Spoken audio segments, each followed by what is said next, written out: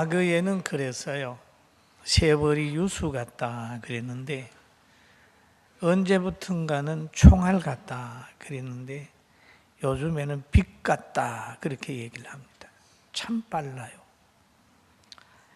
그러나 세월이 느리게 가듯 빠르게 가든 간에 예수 그리스도의 보혈을 믿고 제 문제 해결받은 성도의 반열에 선 그 자체가 은혜요, 능력이요, 축복인 겁니다. 할렐루야. 그리고 우리가 지금 복된 자리에 와 있어요. 굉장히 복 있는 자리에 와 있습니다. 베드로 사도는 신앙의 자유를 찾아서 본도와 갈라디아, 갑바도기와 아시아와 비두니아의 여러 곳에 흩어져서 땅굴을 파고 또 바위에 집을 짓고 이러면서 숨어서 신앙생활하는 이들이 있었습니다. 그런데 베드로는 그들을 향하여 편지를 쓰기를 여러분이 잘 선택했습니다. 여러분은 하나님이 축복한 사람입니다. 핏부림을 얻기 위하여 여러분은 택함을 입었습니다. 라고 하면서 편지를 썼어요. 그리고 오늘 베드로서 5장에 와가지고 보니까 그 초대교회에서 그들이 신앙의 자유를 위해서 하나의 신령한 가족을 이루고 교회 공동체를 이루면서 있는 그들을 향해서 말합니다. 장로들에게 부탁한 내용이 오늘 본문의 내용입니다. 그리고 교회는 하나님께서 이 직분자를 세우게 되어 있습니다. 초대교회도 보면은 사도들의 역할로 인하여 많이 부흥했어요. 그러다가 보니까 사람이 너무 많으니까 소외계층이 생겨나는 겁니다. 헬라파와 히브리파 가부들이 있었는데 구제를 똑같이 해야 되는데 일손이 모자라서 그 중에 한 직파에서는 빠지는 거예요. 자꾸 빠지니까 그들 속에 원망이 생겨납니다. 그런데 이 문제를 해결하기 위하여 한 것이 바로 집사들을 세웠어요. 사도들이 말하기를 우리가 말씀 전하고 기도하는 것에 전무해야 되는데 이렇게 구제하고 사람 돌아보는 거 하다가는 제대로 못하겠다. 그렇게 생각을 해서 성령과 지혜가 충만한 집사들을 세웠어요. 7명을 세웠어요. 7명을 세워서 봉사하게 하고 사도들은 기도하고 말씀 전하는 그 일에 전무하게 되니까 초대교회에 큰 변화가 나타났습니다. 사도행전 6장 7절에 보면 이렇게 말하고 있습니다. 하나님의 말씀이 같이 봅니다. 하나님의 말씀이 점점 왕성하여 예루살렘의 제자의 수가 더 심히 많아지고 허다한 제사장의 무리도 그 노에 복종하니라 그랬어요. 집사들이 역할을 잘하고 사도들이 그 사명을 감당하게 될 때에 큰 부흥이 있었습니다. 그래서 교회에 집사가 세워지게 되면 교회는 부흥하게 돼 있어요. 집사가 있는 곳에 문제가 생기면 그 집사님이 사명을 감당하지 않는 연고입니다. 그런데 이 집사님들 가운데 스데반 집사도 있었어요. 또 거기에서 잘 수종드는 사람도 있었어요. 열심히 전도하는 사람도 있었습니다. 그러면 교회는 이렇게 여러 가지 직분을 하나님께서 세우게 했습니다. 디모데후서 1장 11절에 보니까 바울 사도가 디모데에게 하는 말이 내가 이 복음을 위하여 선포자와 사도와 교사로 세우심을 입었노라. 교회에서 교사로 때론 직분자로 세움 입는 것은 뭐냐? 복음을 위하여 세웠다. 그럽니다. 그리고 또 바울 사도는 디도에게 하는 말이 디도서 1장 5절에 보면 내가 너를 그레데에 남겨둔 이유는 남은 일을 정리하고 내가 명한 대로 각 성의 장로들을 세우게 하려 함이라. 장로들을 세우게 하려 함이라. 그러면 교회에는 장로들을 세웁니다. 근데 이 장로는 장로도 장로고 목사도 장로예요. 사도들도 자신을 장로라고 얘기를 했습니다. 디모데전서 5장 17절에 보니까 잘 다스리는 장로들은 배나 존경할 자로 알되 말씀과 가르침에 수고하는 이들에게는 더욱 그러할 것이니라 라고 얘기를 했어요. 그러면 장로님들 중에도 잘 다스리는 장로들은 그랬습니다. 조건이 있어요. 배나 존경할 자로 알되 말씀을 가르침에 수고하는 이들에게 더욱이라고 하는 말을 하고 있습니다. 여러분, 우리 교회는 존경받는 목회자, 존경받는 장로, 양무리의 본이 되는 그런 분들이 있게 되기를 주의 이름으로 축원합니다. 그리고 이 사도 요한은 요한 2서 1장에 보면은 장로인 나는 그런 말합니다. 장로인 나는 택하심을 받은 부녀와 그의 자녀들에게 편지하노니 그랬거든. 그럼 사도인 자신을 가르쳐서 장로인 나는 얘기죠. 그리고 베드로전서 5장 1절에 보면 나는 함께 장로된 자요 그리스도의 고난의 증인이요 나타날 영광에 참여할 자니라 라고 얘기했어요. 그러면 베드로 사도는 그 흩어진 나그네 속에 직분자로 세움받고 장로로 세운 그들을 향하여 부탁한 내용이 오늘 본문의 내용입니다. 그 부탁한 내용 중에 고난의 증인으로 라고 얘기를 하죠. 정인은 그 환경이나 사건을 잘 아는 사람을 정인 신청하잖아요. 현장을 알아야 정인될 수 있어요. 그런데 장로들은 뭘 하냐면 고난의 정인, 예수님의 정인이 되는 거죠. 진리의 정인이 되는 겁니다.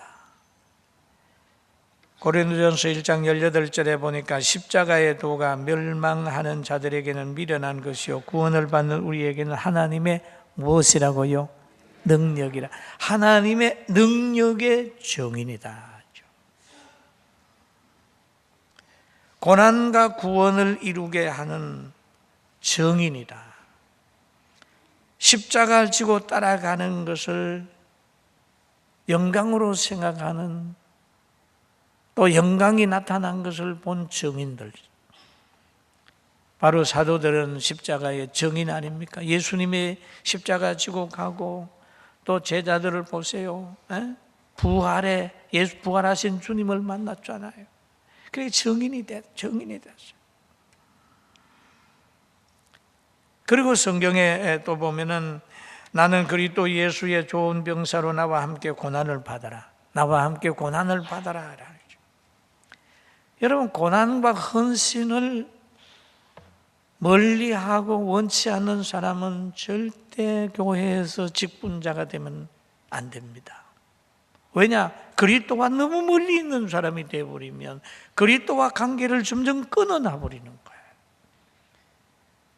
우리는 그리스도의 고난의 소중함을 알고 가치를 알고 능력을 알아서 고난에 참여하고 다른 사람도 함께 참여할 수 있도록 환경을 늘 만들어서 세상에서는 빛과 소금에 나타나고 가정에서는 화목으로 나타나고 늘 교회 안에서는 늘 섬김으로 서로 종로로 타는 행복함이 우리에게 있어야 합니다. 할렐루야, 아멘.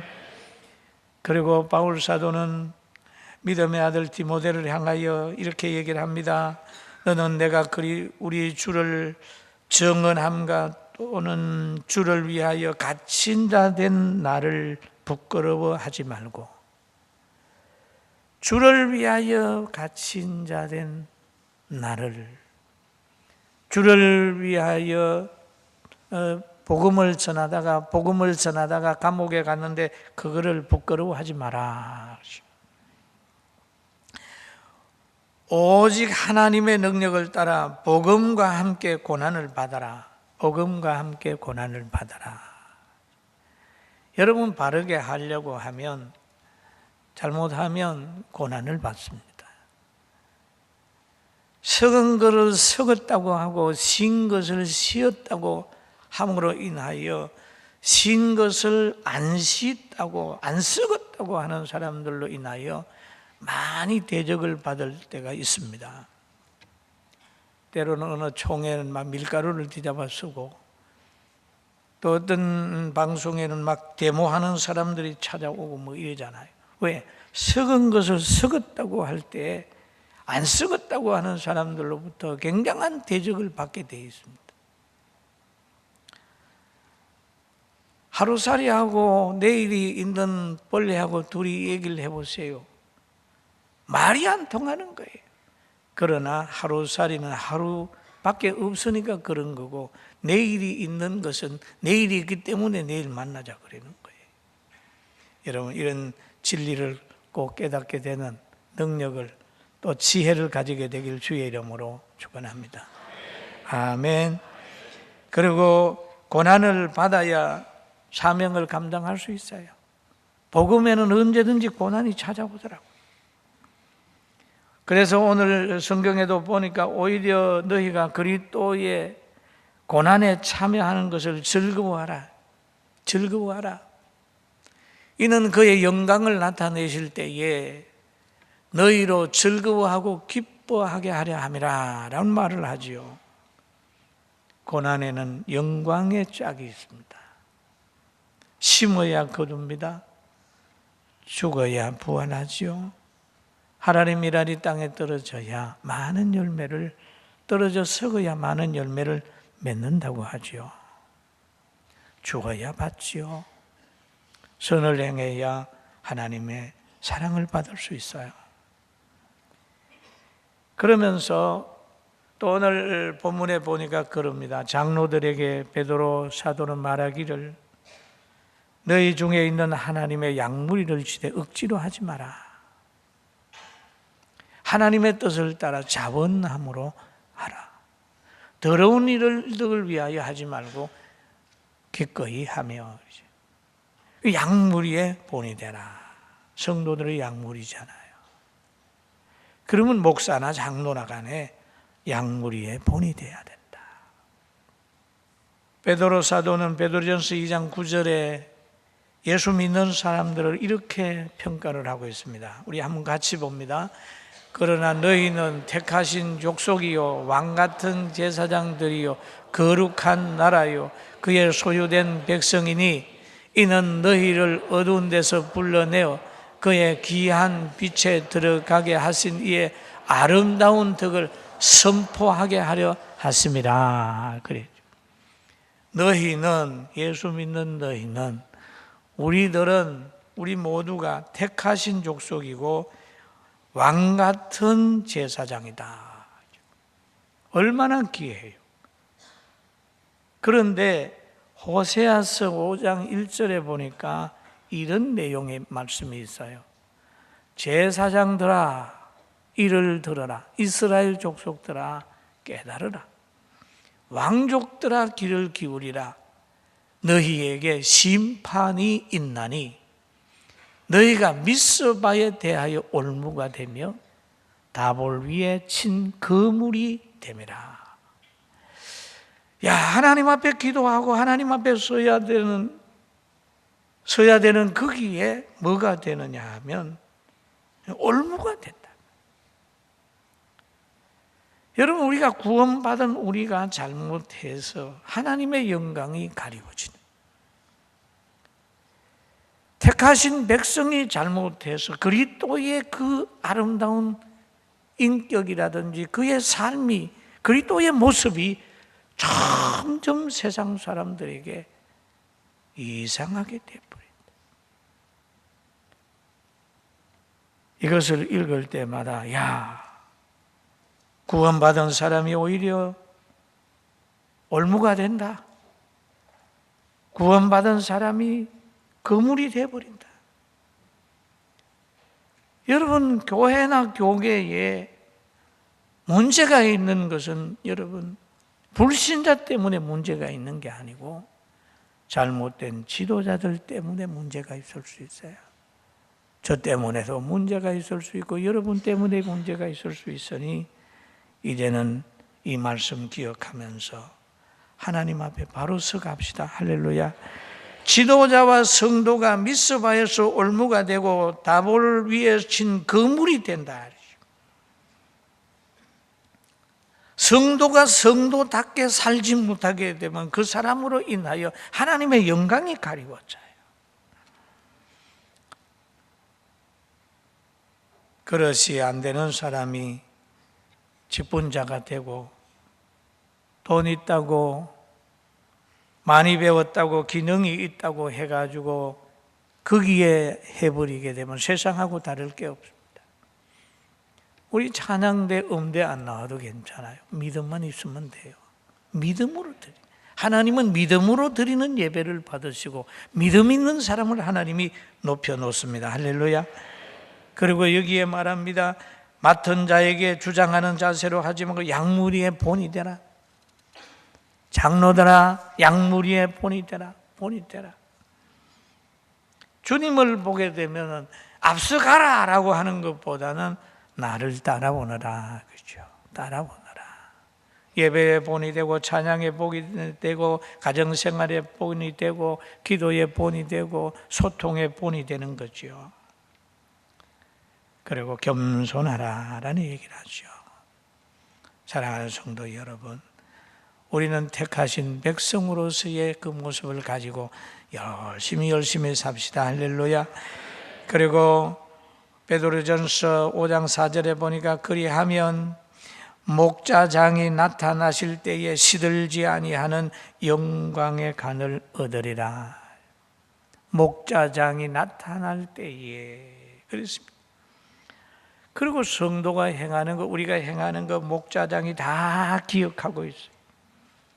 그리고 시들지 아니하는 영광의 면류관을 준다고 그랬습니다. 영광의 면류관, 상급, 고난의 정인된 이들에게 하나님이 나리우시는 큰 복이에요. 이 상급과 누림도 여러 가지가 있어요. 성경에 보면 생명의 면류관을 준다는 말이 있어요. 죽도록 충성하라 그리하면 생명의 면류관을 주리라 라고 얘기를 하고, 또 시험을 참는 자가 복이 있는데 그 약속하신 말씀, 주님을 사랑하는 자에게는 생명의 면류관을 주리라. 또 여기에 죄를 위하여 24장로들이 흰옷을 입고 머리에 금면류관을 쓰고 앉았더라. 얼마나 귀해요. 그리고 베드로 사도는 말하기를 장로들에게만 권한 게 아니고 거기에 지도받고 있는 젊은이들에게도 말을 하고 있습니다. 베드로전서 5장 5절 한번 같이 보시죠. 젊은 자들아, 이와 같이 장로들에게 순종하고 다 서로 겸손으로 허리를 동이라. 하나님은 교만한 자를 대적하시되 겸손한 자에게는 은혜를 주시느니라 라고 얘기를 하죠. 젊은 자는 누굴까요? 성도들이지요. 젊은이들은 지도자에게 순종해야 된다. 하나님 말씀에 순종하면 하나님의 지식으로 결정하는 거기 때문에 하나님의 결정을 따르는 것이고, 또 자신의 위치에서 결정하면 자신의 수준만큼 결정하는 거예요. 그 다음에 세상 중심으로 결정하면 공중의 권세 잡은 악의 세력이 세상을 지배하기 때문에 그 가치관 안에서 결정이 돼요. 그럼 하나님의 결정, 사람의 결정, 사탄의 결정이 있어요. 여러분, 하나님 말씀 순종하는 것은 하나님의 결정을 따르는 거기 때문에 안전한 것입니다. 할렐루야. 그래서 사무엘상 15장 22절에도 그렇게 말하죠. 사무엘이 이르되 여호와께서 번제와 다른 제사를 그의 목소리 청종하는 그것을 좋아하심같이 좋아하시겠느냐. 사울아, 하나님이 순종하게 된 것 순종할 뿐이지 너가 제사 드린다고 불순종하면서 하겠느냐. 순종하는 것이 더 좋다라고 하는 사무엘이 사울 왕에게 한 그런 말이잖아요. 그리고 서로 겸손으로 허리를 동이라. 겸손함으로 늘 방종이나 방탕을 하지 않으려고 늘 자기를 다스리며 조심해야 되는 거예요. 그래서 이 베드로 사도는 그들을 너무 사랑하기 때문에, 장로들을 너무 사랑하기 때문에 장로는 이렇게 살아야 돼. 또 성도들을 너무 사랑하기 때문에 너희가 순종하고 겸손해야 돼, 그럽니다. 여러분, 교만하지 말라라고 하지요. 교만은 뭡니까? 교만은 하나님 없어도 살 수 있다는 생각을 가지고 살아가는 삶의 모형이에요. 하나님 없어도 살 수 있어 나는. 이거 인생의 교만이거든요. 여러분, 우리는 늘 하나님 의지하고 사는 사람이 겸손한 사람입니다. 할렐루야. 왜? 교만은 패망의 선봉이요 그만한 마음은 넘어짐의 앞잡이라고 그랬잖아요. 그리고 하나님은 교만한 자를 대적한다고 그랬습니다. 하나님이 대적자가 된다면 개인과 가정과 나라가 설 수가 없잖아요. 여호와께서 집을 세우지 아니하면 세우는 자의 수고가 헛되며 여호와께서 성을 지키지 아니하시면 파수꾼의 깨어 있음이 헛되도다라고 하잖아요. 더 큰 은혜를 주시나니 그러므로 일러서되 하나님이 교만한 자를 물리치시고 겸손한 자에게 은혜를 주신다 하였느니라. 우리 은혜 받는 사람으로 삽시다. 할렐루야. 사람의 마음에 교만은 멸망의 선봉이요 겸손은 종귀의 앞잡이 길잡이다. 그러니까 베드로가 그들에게 하는 말이 너희는 존귀해야 돼. 당신들은 넘어지지 않아야 돼. 심령천국 이루어야 돼. 이렇게 큰 소망을 가지고 계속 교훈하는 거예요. 하나님이 여러분을 사랑해서 저를 사랑해서 말씀을 주시고 이 말씀 받게 한다는 거 믿게 되길 바랍니다. 아멘. 잠언서 22장 4절에 이렇게 말하죠. 같이 봅니다. 겸손과 여호와를 경외함의 보상, 재물과 영광과 생명이니라. 아멘. 여기에 겸손과 여호와 경외함의 보상은 사람 앞에도 겸손하고 하나님 앞에도 겸손하고 교회에서도 겸손하고 또 위로는 하나님을 경외하는 사람, 하나님과의 관계와 사람의 관계를 잘 맺는 그 사람은 재물을 얻는다 그랬죠. 재물을 얻어요. 부자 되는 겁니다. 부자 돼요. 그 다음에 영광을 얻습니다. 존귀하다고 박수 받습니다. 생명이 장수하게 되는 거예요. 이런 복을 여러분 다 받아 가지길 바랍니다. 할렐루야. 그런데 베드로전서 오늘 본문의 5장 6절에 보니까 그러므로 하나님의 능하신 손안에 겸손하라. 때가 되면 너희를 높이시리라 라는 얘기를. 때가 되면 인내해야 됩니다. 할렐루야. 때를 기다려야 돼요. 겸손해라 뭐하라 계속 말씀하는데 뒤로 쭉 내려가다가 보면 그런 말이 있죠. 건신하라 깨어라 라고 얘기한 말. 그리고 마귀를 대적하라. 하나는 겸손하고 기도해야 되지만 마귀가 왔을 때는 대적할 줄도 알아야 된다. 그래야 교회를 지키고 여러분의 신앙을 지킬 수가 있다. 이렇게 성경이 말하고 있는데, 오늘 이 시간 이후 우리 모든 성도들도 염려와 걱정을 다 하나님께 맡기고 하나님께 주신 것을 하나하나 생각하면서 자족하면서 살아야 돼요. 할렐루야. 아멘. 그렇잖아요. 집에 가서 가만히 보세요. 부정적인 것만 보지 마세요. 어떤 사람에게 가다마의 한부를 딱 입혀놓으면 찡찡댑니다. 왜 구두가 없지? 이럴 수 있죠. 이럴 때 자족하는 사람은 구두는 없어도 옷이 있네, 이렇게 정상이거든요. 또 구두를 신었으면 좋은 옷을 입고 싶은데, 그래, 좋은 옷은 나중에 생기겠지, 열심히 해서 사야 되겠다, 구두 있는 거 좋네, 이러면 되거든. 여러분, 교회나 성도들 간에 조금 갈등이 있다 할지라도 없는 것보다 낫지. 저 사람 잘 될 거야, 비전을 가지고 사랑의 눈으로 바라보고. 우리 대한민국 얼마나 좋습니까? 참 좋습니다. 대한민국 좋고, 정치하는 사람들 정죄만 하지 말고 없는 것보다 낫지.